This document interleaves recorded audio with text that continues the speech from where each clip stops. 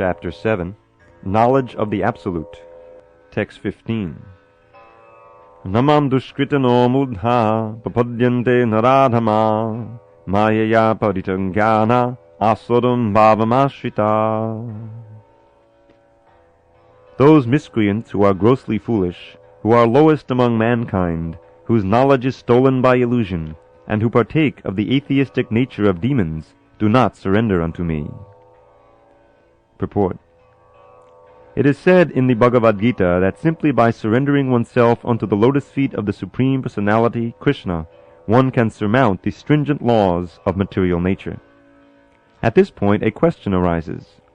How is it that educated philosophers, scientists, businessmen, administrators, and all the leaders of ordinary men do not surrender to the lotus feet of Sri Krishna, the all-powerful personality of Godhead?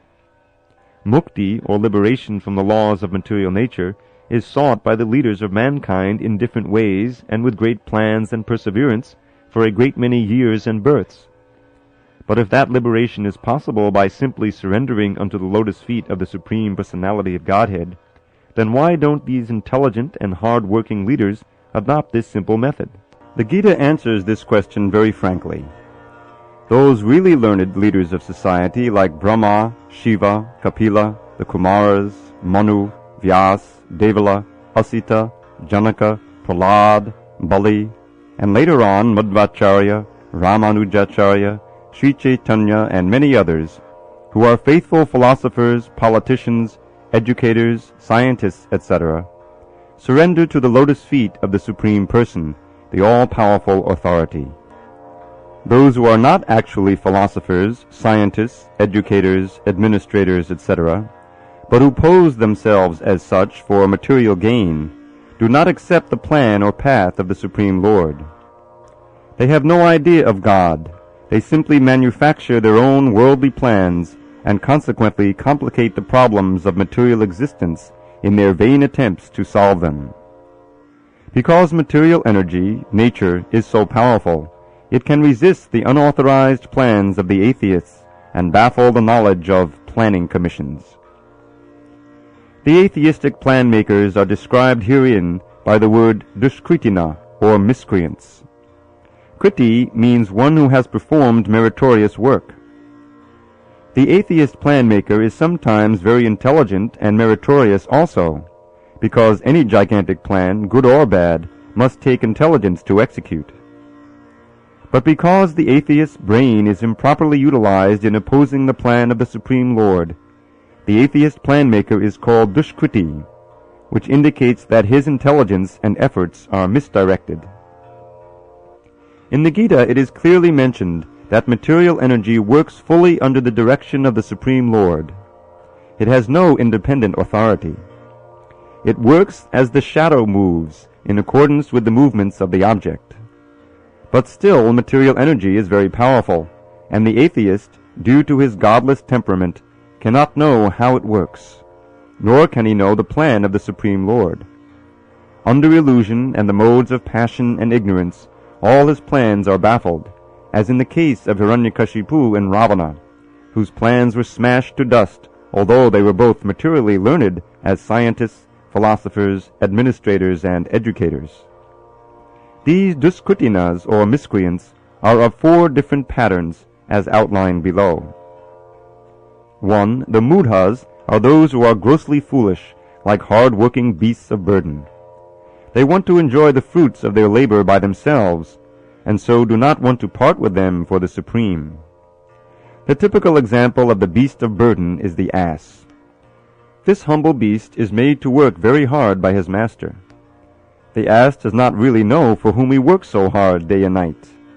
He remains satisfied by filling his stomach with a bundle of grass, sleeping for a while under fear of being beaten by his master, and satisfying his sex appetite at the risk of being repeatedly kicked by the opposite party.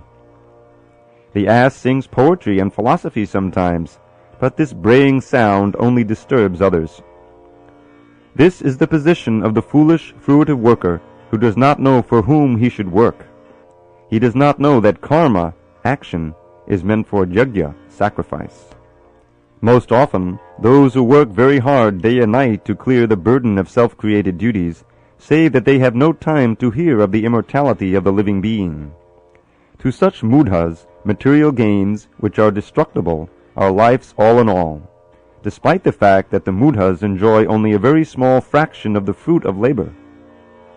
Sometimes they spend sleepless days and nights for a fruitive gain, and although they may have ulcers or indigestion, they are satisfied with practically no food.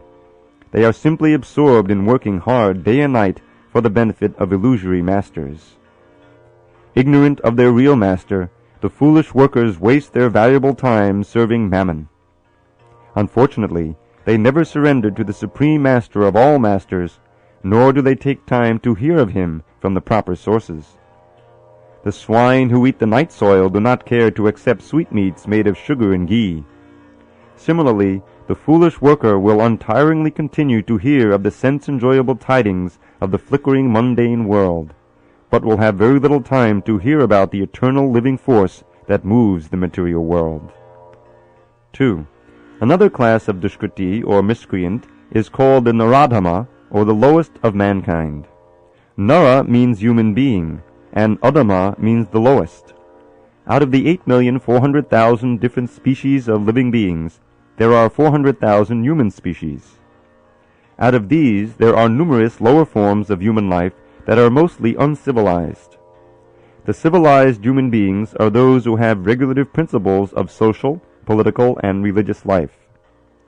Those who are socially and politically developed, but who have no religious principles, must be considered Naradhamas. Nor is religion without God religion, because the purpose of following religious principles is to know the supreme truth and man's relation with him. In the Gita, the personality of Godhead clearly states that there is no authority above him, and that he is the supreme truth. The civilized form of human life is meant for man's reviving the lost consciousness of his eternal relationship with the supreme truth, the personality of Godhead Sri Krishna, who is all-powerful. Whoever loses this chance is classified as a Naradhama. We get information from revealed scriptures that when the baby is in the mother's womb, an extremely uncomfortable situation, he prays to God for deliverance and promises to worship him alone as soon as he gets out. To pray to God when he is in difficulty is a natural instinct in every living being, because he is eternally related with God. But after birth, the child forgets the difficulties of birth and forgets his deliverer also, being influenced by Maya, the illusory energy. It is the duty of the guardians of children to revive the divine consciousness dormant in them. The 10 processes of reformatory ceremonies, as enjoined in the Manusmriti, which is the guide to religious principles, are meant for reviving God consciousness in the system of Varnashram. However, no process is strictly followed now in any part of the world, and therefore 99.9% of the population is Naradhama. When the whole population becomes Naradhama, naturally all their so-called education is made null and void by the all-powerful energy of physical nature. According to the standard of the Gita, a learned man is he who sees on equal terms the learned Brahman, the dog, the cow, the elephant, and the dog-eater. That is the vision of a true devotee. Sri Nityananda Prabhu, who is the incarnation of Godhead as Divine Master, delivered the typical Naradhamas, the brothers Jagai and Madhai, and showed how the mercy of a real devotee is bestowed upon the lowest of mankind. So the Naradhama who is condemned by the personality of Godhead can again revive his spiritual consciousness only by the mercy of a devotee. Sri Chaitanya Mahaprabhu, in propagating the Bhagavad Dharma, or activities of the devotees, has recommended that people submissively hear the message of the personality of Godhead. The essence of this message is Bhagavad-gita. The lowest amongst human beings can be delivered by this submissive hearing process only. But unfortunately, they even refuse to give an oral reception to these messages, and what to speak of surrendering to the will of the Supreme Lord. Naradhamas, or the lowest of mankind, will fully neglect the prime duty of the human being. 3. The next class of dushkriti is called Mayaya Parita Jnana, or those persons whose erudite knowledge has been nullified by the influence of illusory material energy. They are mostly very learned fellows, great philosophers, poets, literati, scientists, etc. But the illusory energy misguides them, and therefore they disobey the Supreme Lord. There are a great number of Mayāparita Jnana at the present moment, even amongst the scholars of the Bhagavad-gita. In the Gita, in plain and simple language, it is stated that Sri Krishna is the Supreme Personality of Godhead. There is none equal to or greater than him.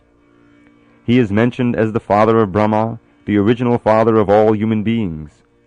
In fact, Sri Krishna is said to be not only the father of Brahma, but also the father of all species of life. He is the root of the impersonal Brahman and Paramatma. The Supersoul in every entity is his plenary portion. He is the fountainhead of everything, and everyone is advised to surrender unto his lotus feet.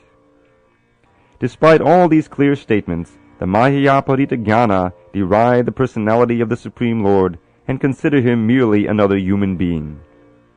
They do not know that the blessed form of human life is designed after the eternal and transcendental feature of the Supreme Lord. All the unauthorized interpretations of the Gita by the class of Mayāparita Jnana, outside the purview of the Parampara system, are so many stumbling blocks on the path of spiritual understanding. The deluded interpreters do not surrender unto the lotus feet of Sri Krishna, nor do they teach others to follow this principle. 4. The last class of Dushkriti is called Asuram Bhavamashrita, or those of demonic principles. This class is openly atheistic. Some of them argue that the Supreme Lord can never descend upon this material world, but they are unable to give any tangible reasons as to why not. There are others who make him subordinate to the impersonal feature, although the opposite is declared in the Gita. Envious of the Supreme Personality of Godhead, the atheist will present a number of illicit incarnations manufactured in the factory of his brain. Such persons, whose very principle of life is to decry the personality of Godhead, cannot surrender unto the lotus feet of Sri Krishna.